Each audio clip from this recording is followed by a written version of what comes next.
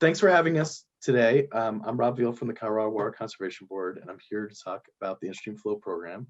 And a little later on, I'm going to be joined by Katie Birch from Colorado Parks and Wildlife. So before I get into the Instream Flow program itself, I just wanted to give a quick background on the Colorado Water Conservation Board. We're the state water planning agency, and our motto is to promote the protection, conservation, development of Colorado's resources for present and future generations. And one of the policy directions on watersheds we do is through the Stream and Lake Protection section and the Instream Flow program. The board of directors for the CWCB, there's 10 voting board of directors. 9 of them are located regionally throughout the state. And the 10th voting member is the director of the Department of Natural Resources.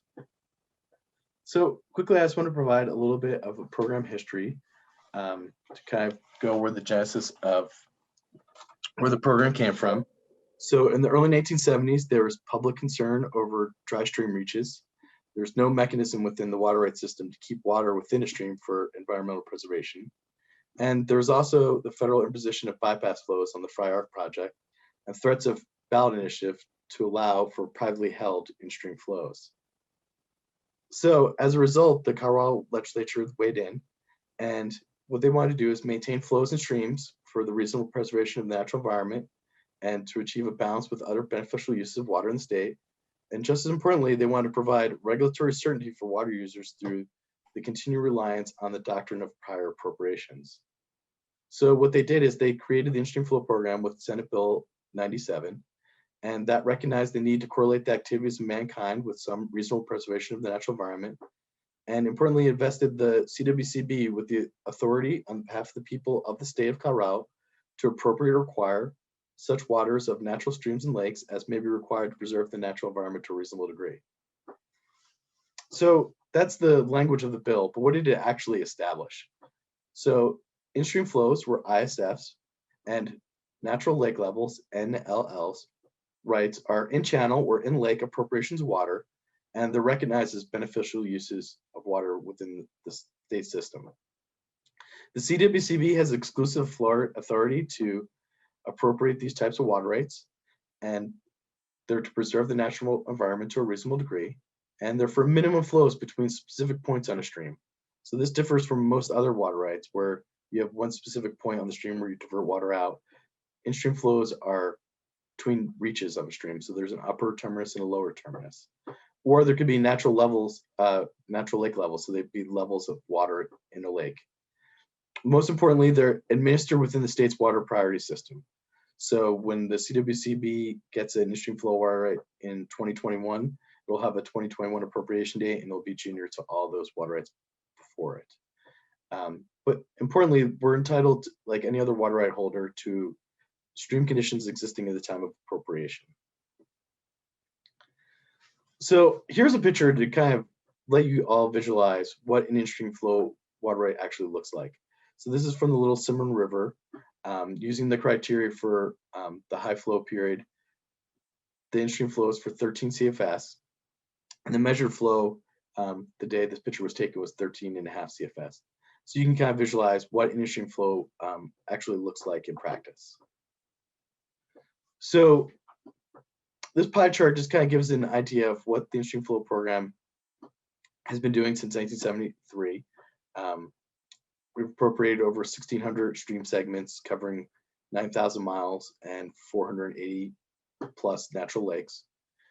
In our program, we also can acquire senior water rights and change those water rights using different mechanisms like long-term contracts or changing the water right decree itself. And we have 43 of those that span over 945 miles. So when the CWCB goes through appropriating an in-stream flow water right, there's 3 findings that the legislature has laid out that must be made by the CWCB board. 1, a natural environment exists. This is typically done by the presence of a fishery, but other indicators have been used in the past as well. Recommending entity will quantify the amount of water that's needed to protect that natural, to protect the natural environment to a reasonable degree. The second finding is that water is available for appropriation. And we do this through a water right and hydrologic investigation. And typically we use a daily median hydrology, meaning that water is there about 50% of the time. So we go through each appropriation and develop a hydrograph and make sure that water is available for the appropriation. Lastly, there's no material injury to other water rights.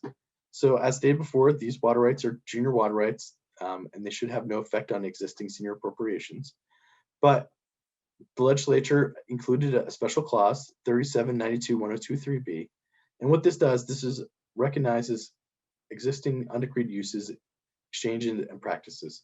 So basically, if you have a legal practice occurring with your senior water right, you decided that you never wanted to get decreed, but you've been doing it for a long time, the CWCB would recognize that in our water court decree to be administered senior to the in-stream flow. So real briefly, I just want to go over the CWCB staff's role before Katie talks about what the recommended entities do. But first, we review and analyze the data provided by the recommending entity. We prepare a detailed water availability analysis to meet that second required finding. We perform site investigations on each stream and collect additional data as necessary, and provide notice and outreach to stakeholders. So we'll have meetings with local entities like county commissioners or different water groups, or individual landowners if so requested. We prepare an executive summary for the board for each stream that provides sufficient information for the board to make those 3 findings. And we also move the recommendation through the board's administrative process all the way till filing of a water court application.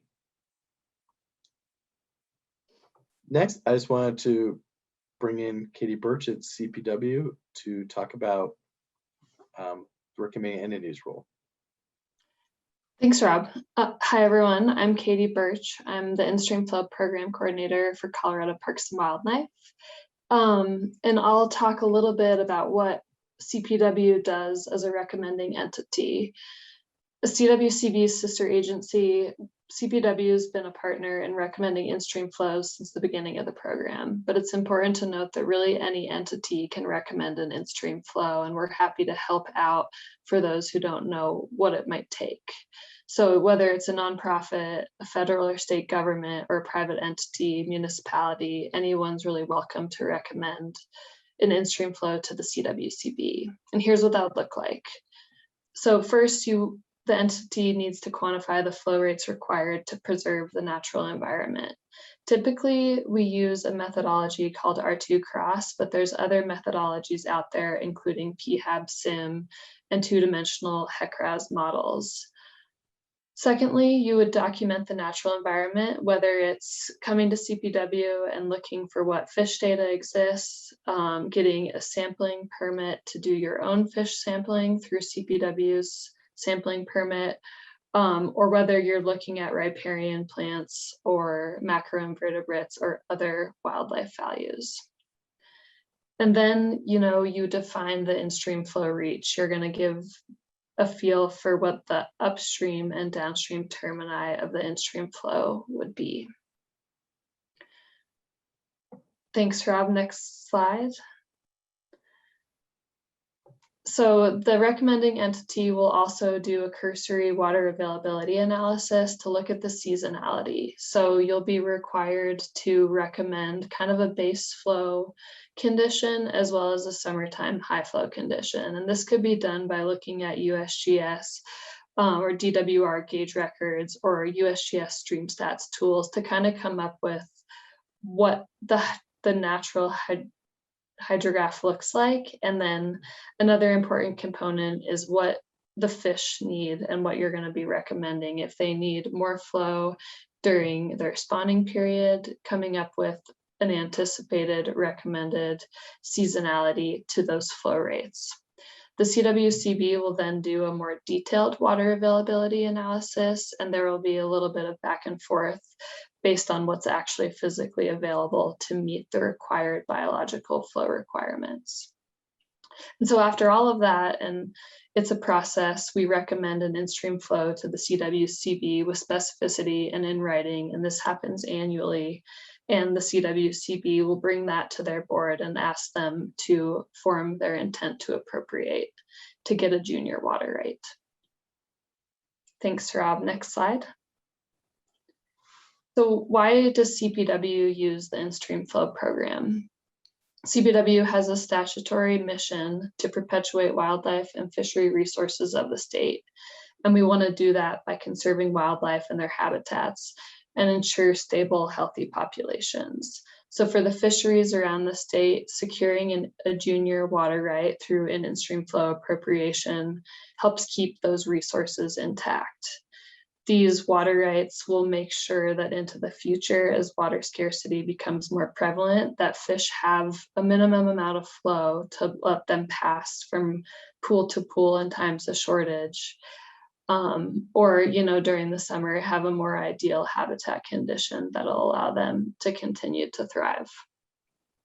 So we prefer CPW to preserve the status quo of intact fisheries with a junior in-stream flow right. Typically, our priorities are native species, whether it's a threatened or endangered species, one that's under a conservation strategy because it's in decline, or we also target important sport fisheries that have important recreational value. So we use the in-stream flow appropriation process to do that protection of these flows that allow the fish to move. We can also seek a transfer, donation, or temporary lease of senior rights through CWCB's acquisition program. So if we want to actually add more water to the river, that is an option that we've done in the past through partnership with the CWCB and entities like the Colorado Water Trust. Next slide, thanks. So one example in the Uncompahgre Basin of a recent CPW recommendation is the Cow Creek in-stream flow. And this was just recommended and appropriated by the CWCB in this past year.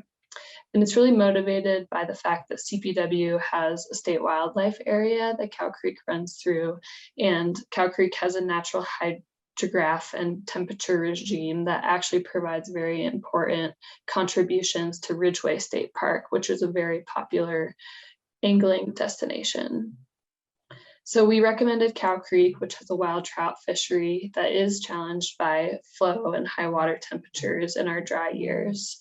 And we wanted to see the minimum flows protected through CPW's state wildlife area. So in support of that, we did our 2 cross surveys. We did a number of fish surveys, and we found that Cow Creek supports kind of this trout fishery that we knew existed for wild trout that are kind of moving up and out of the Uncompahgre Basin into Cow Creek. But surprisingly, we also found that Cow Creek was home to 3 native species, the most interesting being the bluehead sucker, which is a tier 1 species of greatest conservation need, and is basically a remnant of bluehead sucker that had historically inhabited the entire Uncompahgre watershed, but were kind of isolated to the lower Uncompahgre and Gunnison rivers after Ridgway Reservoir went in. And so we think that when Ridgway Reservoir went in, Cow Creek kind of became a more preferred habitat because it has a fluctuating temperature and flow regime. And so we think the bluehead kind of moved out and up of the Uncompahgre and started, subsisting in Cow Creek because it's more desirable thermal regime than the tailwaters below Ridgway Reservoir. So that was certainly a unique finding in kind of 2019 and 2020, and really elevated the need to protect what we have in Cow Creek and both the native species fishery as well as the cold water trout fishery. So that's just one example. CPW has a lot of other in-stream flow recommendations in the Uncompahgre watershed basin. There's a lot of cutthroat trout fisheries that need protecting, as well as other warm water native species to the Colorado basin. So just one example of the in-stream flow program at work.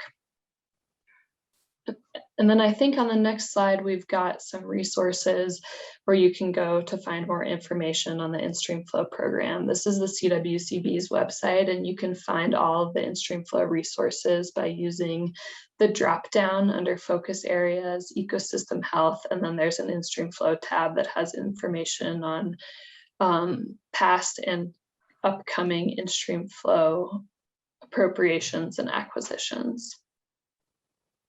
And then another resource is to sign up for the Instream Flow subscription mailing list. You can do that at this domain here. Essentially, you'll be in the loop on any upcoming Instream Flow acquisitions or temporary transactions, and you'll get emails kind of sent directly to you if you sign up through this webpage. And then I guess if other questions come up, here's Robin and I's contact information. Feel free to reach out to us if you want to learn more, if you're interested in partnering on an Instream Flow recommendation, or just want to talk to us about a good Instream Flow candidate or what the program could do. And thanks for listening.